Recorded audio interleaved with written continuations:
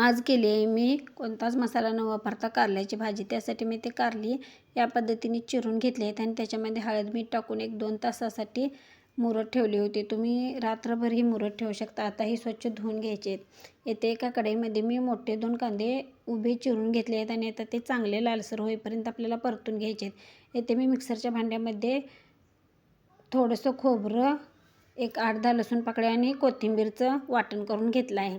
आता कांद्यामध्ये आपल्याला थोडंसं तेल टाकून हे चांगलं परतून घ्यायचं आहे। कांदा लालसर होईपर्यंत परतला। हे बघा आपला कांदा परतला आहे। आता त्याच्यामध्ये हे वाटण टाकून घ्यायचं आहे। वाटण ही चांगलं तेल सुटेपर्यंत परतून घ्यायचं आहे आणि त्याच्यामध्ये घरगुती लाल तिखट टाकून घ्यायचं आहे आणि तेही चांगलं मिक्स झाल्यानंतर आपल्याला याच्यामध्ये ही धुवून ठेवलेली कारली टाकून घ्यायची आहेत आणि 1-2 मिनटासाठी याला झाकून ठेवायचं आहे। ते मी चवीनुसार मीठही टाकलं आहे।